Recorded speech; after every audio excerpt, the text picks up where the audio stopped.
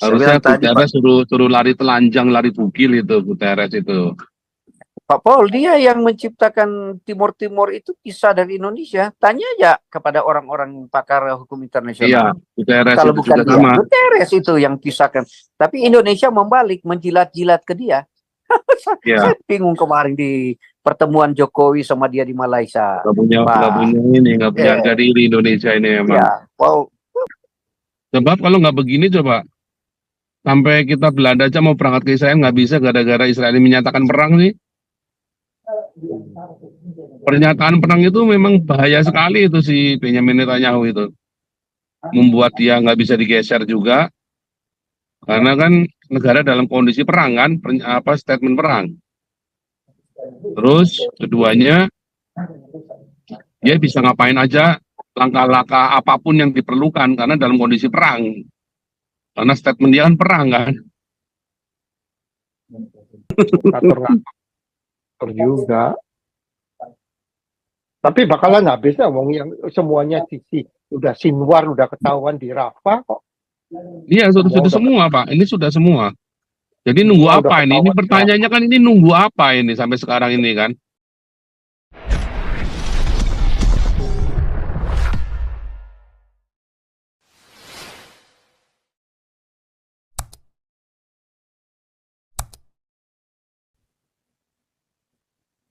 Mana nih? Dia resign. Ada Yugo.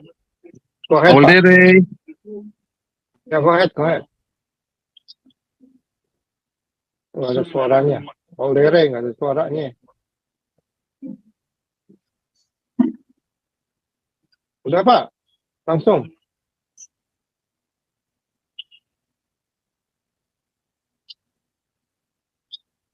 All day.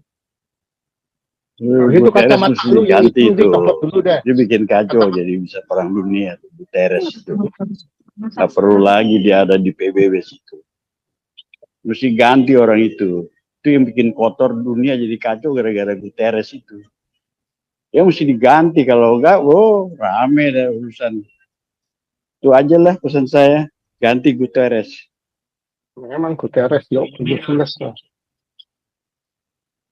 iya Pak. Kalau Saya harusnya bilang tadi Pak, Guterres suruh lari telanjang, lari bugil itu Guterres itu. Pak Paul, dia yang menciptakan Timur Timur itu kisah dari Indonesia. Tanya aja kepada orang-orang pakar hukum Iya, internasional. Guterres Kalau itu bukan juga dia, sama. Guterres itu yang kisahkan. Tapi Indonesia membalik, menjilat-jilat ke dia. Iya, Saya bingung kemarin di pertemuan Jokowi sama dia di Malaysia. nggak punya ini, nggak punya harga diri Indonesia ini emang. Ya, Paul, ini cerita real. Saya tidak itu ya, Pak Paul Derek. Kalau Pak Paul Derek, Pak Paul sang track record ulang ya bisa. Indonesia dulu mengutuk-ngutuk Karena ada si satu yang mati Antonio. kan, ada satu orang yang mati siapa? Apa yang kita nonton filmnya itu? Ada satu yang mati juga itu kan? PBB itu. Iya, PBB itu. Pak. Itu juga mati. Tapi yang PBB itu matinya di Irak gara-gara masalah Mosul kan? Dia mau ngelucutin Mosul malah mati dia dibom sama jihadis itu kan. Guterres mana bisa lari ke kedudukan.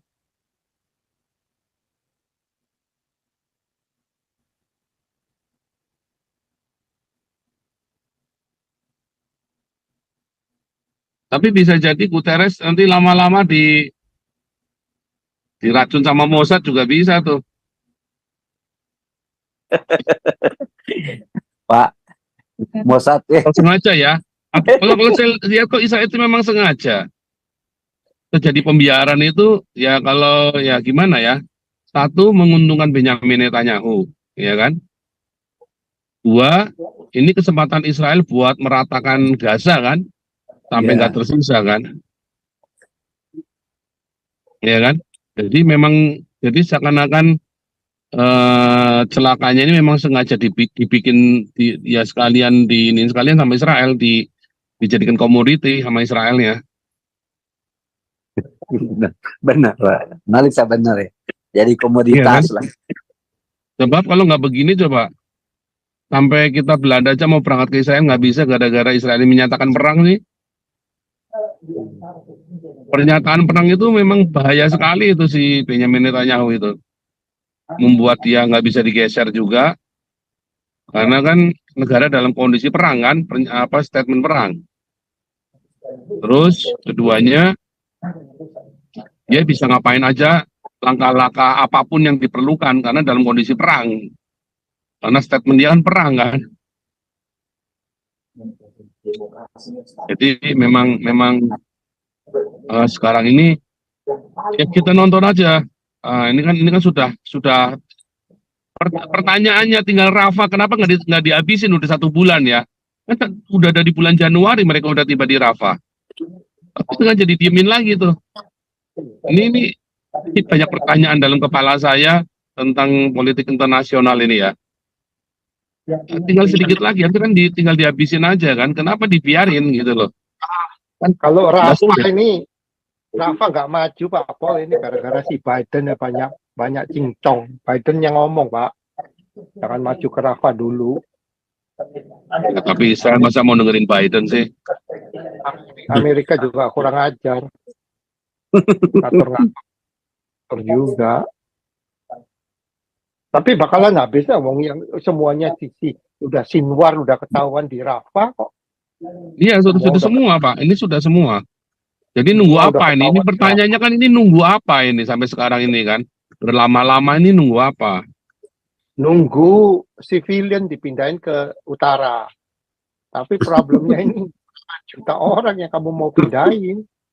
Nggak masalah, mereka nggak problem Pak. Bagi orang Israel mati semua aja nggak apa-apa kok. Makanya. Israel itu Iya, udah nggak peduli dengan sanksi PBB Pak. Apalagi PBB-nya kan sudah terbukti terlibat.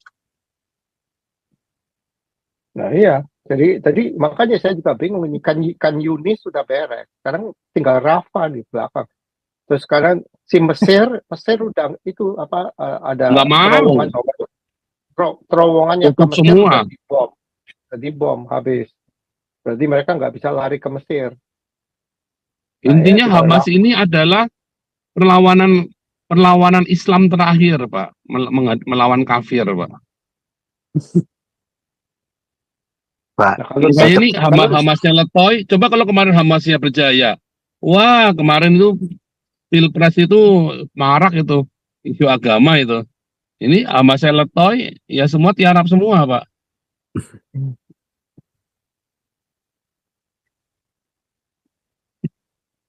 Nah, terus kalau Pak Paul bilang begitu, tapi kok semua Islam yang lain kok nggak mau nolong, pada diam semua. Nggak bisa Pak.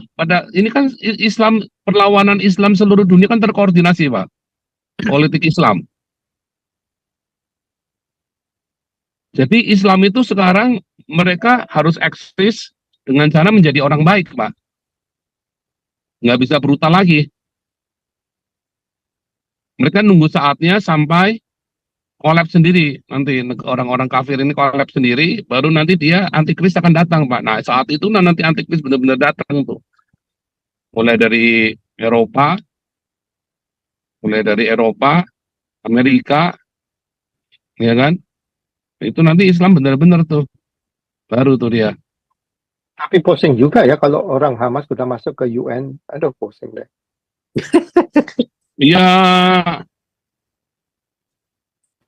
Saya ketawa Pastor katakan bahwa UN akan memboikot kepada untuk Israel. Saya bilang, Israel itu sudah pikir secara dini mau negara mana mau boikot, semua kebutuhan komoditinya di dalam negeri sudah ada 30 tahun 40 tahun nanti tidak akan kelaparan, tidak akan mau boikot di mana mereka Pak. Sulit. Ya saya bilang sulit mau diboikot negara ini, mereka sudah pikir ke depan gitu. Udah di Israel pemikirannya luar biasa, artinya dia sudah deteksi dini. sudah deteksi dini. Iya. Tapi pertanyaan ini adalah mengapa nih diperlama yang di Rafah, di Khan Yunis ini? Itu aja Pak pertanyaan ini iya itu kan menimbulkan banyak sekali konspirasi. Apa nggak mungkin kalau bilang takut sama Biden itu, wah Israel nggak takut Pak sama Joe Biden Pak. Dengan Donald Trump mungkin Israel malah takut ya, karena Donald Trump ini kan memberikan banyak sekali kemudahan kan buat buat Zionis. Kalau Biden ini istilahnya, waduh, cuman apa namanya selilit-lilit di gigi aja, Pak. Ini ada Tasya nih, Tasya. Ya, lanjut aja. Halo, Ya, halo, Shalom Pak. Shalom, Tasya. belum. Ya, salam Pak Pastor, salam semuanya. Pak Pastor, saya mau bertanya, Pak, apakah setelah terjadi kerusuhan yang kemarin demo-demo Palestina dan Israel itu, apakah nanti ada seperti pembatasan atau lokalisir gitu dari pemerintah? Misalkan Bapak kan ada di Belanda gitu. Apakah nanti terjadi identifikasi terhadap latar belakang mereka, atau maaf kata kalau kayak kita kan di Indonesia kan teridentifikasinya lewat KTP gitu kan. Nah, udah teridentifikasi terlokalisir gitu. Apakah akan terjadi seperti itu Pak nanti di Eropa dan di Amerika gitu? Terima kasih Pak. Ya mudah-mudahan lah. Nah ini 2 hari yang lalu nih airport San Francisco airport diblok nih orang-orang demonstrasi. Ya nggak apa-apa mereka melakukan gitu. Tapi kan banyak perusahaan yang monitor ini muka-muka ini dimonitor. Kalau perlu diboikot nih lah. Ya, kerja di mana kan ketahuan semua. Kalau menurut saya sih tergantung. Pak Pastor. Tasya, mantap juga pertanyaannya, benar. Di Ini Amerika pertanyaannya kemarin, susah dijawab, Tasya. Nggak bisa. Kita hanya bisa berkonspirasi tuh. Pak, begini Pak Paul, di Amerika pernah terjadi demo seperti itu di Capitol, ya, tak? Semua orang yang melakukan itu terekam semua, akhirnya ditangkap satu persatu. Ini cuma contoh sederhana ya. Itu kalau mau diulang ya, di rewind. Yang melakukan demo yang di Capitol itu yang kemarin itu, yang menghancurkan ini gitu, dia semua tokoh-tokohnya terekam. Setelah itu terjadi, mereka masuk ke ditangkap satu persatu, itu terjadi. Ya. Jadi bagaimana pandangan Taisha tentang orang-orang demo semua itu yang terjadi di Inggris itu terekam semua. Ada CCTV yang mau melihat di UN di New York juga begitu sama. Nanti dari situlah mereka boleh melacak. Ini yang radikal ini akan ketangkap secara dini. Maksudnya di dalam dunia bisnis yang nggak usah ketangkap polisi lah, itu urusan kriminal. Iya. Tapi yang cuma berani nggak, Pak? Banyak perusahaan kan banyak orang Yahudi yang powerful. Mereka nggak mau ngelihat muka ini, nggak mau jadi di hire. Jadi udah diskriminasi against mereka, ya itu aja. Ya kan perusahaan-perusahaan yang gede-gede kan banyak orang yang powerful, yang orang-orang Jewish semua. Mereka bilang, jangan perhatikan nih orang-orang ini jangan sampai masuk ke perusahaan kita, itu aja. Yang nama-namanya berbau Arab segala macam ini kan. Ini namanya Pak Andi berbau Arab nggak, Pak? Oh, saya ganti nama, Pak. Di nama saya. Oh, ya itu kasihan Pak Paul. Waktu zamannya Trump dulu kan kasihan kan 10 negara kan dilarang masuk US waktu zamannya Trump. Iya. Juga yang nama-nama yang berbau Islam. Yang di Indonesia ini kasihan yang mau masuk ke orang-orang baik yang namanya pastor saya aja last name-nya itu Latif. Nah itu wah ini udah susah dipersulit. Oh ya langsung blacklist nama Latif, Pak. Iya. Terus teman saya lagi namanya last name-nya Ibrahim. Aduh habis deh. Susah masuk. Ya itu aja yang bisa dikerjain di sini Tasya. Ngeri ya. Tapi ya, saya kok yakin ini, saya kok amat sangat yakin Donald Trump ini 2024 jadi Pak. Karena orang kulit putih ini marah sekali Pak sama orang-orang Islam ini Pak. Udah pasti Pak, udah maju. Tinggal dia ngelawan Biden. Makanya Biden sekarang udah mulai kampanye. Bidennya udah mulai pikun, udah jadi olok-olok terus. Enggak, dia pikir dia nggak ada yang ngelawan kan. Sekarang ada yang lawan si Trump potensial, jadi dia mulai kampanye nih sekarang, sibuk kampanye si kakek tua nih. Gila ya ini. Tapi ini saya yakin Trump walaupun cuma 1 periode pasti menang ini Pak. Pasti menang lah. Pasti menang Pak. Walaupun cuma 1 periode ya mungkin entah apa kita nggak ngerti ya. Tapi pokoknya pasti menang. Nah ini nanti aman Pak. Nanti Trump turun, terus Prabowo turun, semua antikris pada keluar semua tuh nanti itu baru tuh. Nah tergantung sekarang dia wakil presidennya siapa dulu. Ya kan udah 77 nih, 5 tahun berarti dia 82, udah tuaan juga sih. Jadi lihat-lihat Wakilnya lagi yang orang wakil. Cina itu Pak, yang kemarin mau nyalon nggak jadi itu Pak. Siapa itu? Oh, belum tentu kita juga nggak tahu. Kalau dia mau rangkul Cina, dia wapresnya harus dari Cina juga Pak, harus orang Cina Pak. Trump ini kan otaknya dagang Pak. Dia otaknya Iyalah. simpel sekali Pak. Dia otaknya tuh gampang ditebak Pak, dagang pokoknya Pak. Kayak Jokowi kan orang gampang ditebak, dagang pokoknya. Bedanya Jokowi nggak punya nyali, Trump punya nyali, ya kan? Saya juga sama Pak Po, saya nggak peduli presidennya ini main perempuan, presidennya ini ateis, aku nggak peduli. Yang penting suku bunga turun kita bisa investasinya, gitu aja lah. Iya, Ya kan ya, the only salah satunya ya harus cari presiden yang berotak bisnis lah. ini Trump Kawan-kawan naik, tiba-tiba Ukraina langsung aman ini. langsung berhenti, Trump nggak naik, berani. tiba-tiba Ukraina aman, semua aman. Karena kan semua kan dagang, intinya kan money piro kan? Ya, si Putin nggak berani lah, si Putin. Terus si Kim Jong Un ini juga Korea Ya ini nurut juga. lah, nurut Kim Jong Un itu. Aja nurut. Makanya ini pokoknya kalau Trump naik, berarti semua yang kita bicarakan selama ini, termasuk antikristus itu, berarti 5 tahun lagi Pak, jadi Pak. Oke Trump turun, antikristus baru keluar itu. Makanya kan Serem. sekarang makanya Pandi, sekarang kan penyerangan Ya. terhadap Trump kan semua personel yang main Pandi. perempuan lah, yang bisnisnya bohongin segala macam, itu personal attack cuman. Ya kan nggak ada yang berani attack dia punya policy.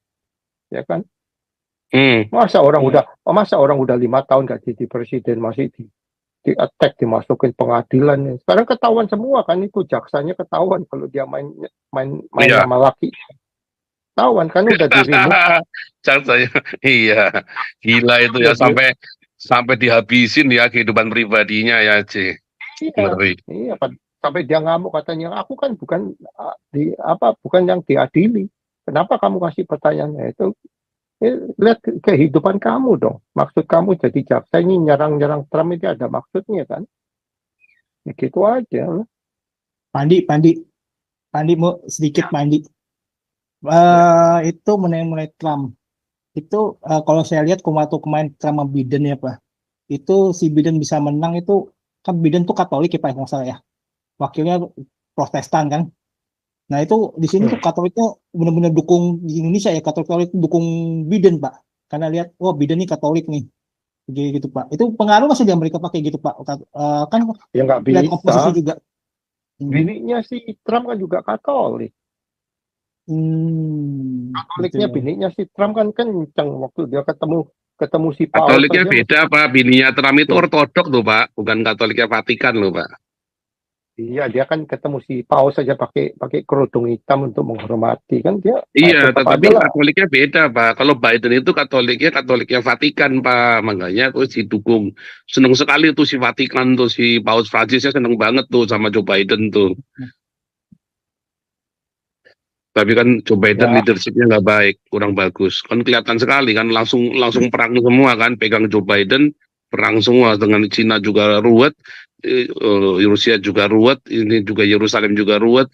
Zamannya Trump kan aman semua. Enggak, jadi maksudnya Pak Prawira itu tadi, apakah agama Katolik ini ada efek enggak ke presiden? Saya bilang enggak lah. Cuman orang Amerika udah muak ngelihat border di selatan itu dibuka, semua orang masuk, kebanyakan yang bajingan dari Venezuela masuk semua. Ya, yang gebukin polisi di New York itu kan semua bajingan Venezuela semua. Nah itu ya rakyat juga udah muak ini. Border kok dibuka seperti gitu, ya kan? Ngacoin negara, mereka bukan benar-benar suaka politik, malah bajingan semua yang masuk. Di Amerika ngaco ya, Pak. Di sini enggak loh, Pak. Orang-orang Venezuela baik-baik loh, Pak, di sini, Pak. Venezuela ini, iya geng-gengnya Venezuela. Mungkin karena gengnya yang kaya-kaya raya bisa punya duit terbang kemari ya, yang kere-kere naik kapal pergi ke sana ya, ke state ya. mungkin juga lah. Iya. Sekarang Yang ke sini yang high class semua. Baik-baik loh, Pak, di sini loh, Pak. yang waktu tempo hari yang diserang Trump itu kan MS-13 itu kan geng terbesar dari Meksiko. MS-13 itu kan isinya bajingan semua, muka-muka aja ditatoi semua, itu banyak itu Pak Po. Itu kalau bunuh orang lebih kejam dari orang Islam, itu orang digorok juga lehernya. Itu MS-13 itu geng-geng yang kencang juga. Oke, narkoba ya. Iyalah, bisnis narkoba kan bisnis miliunan, bilion dollar. Gila ya. Ini siapa nih? Ini masih ada antrian nih, masih panjang nih.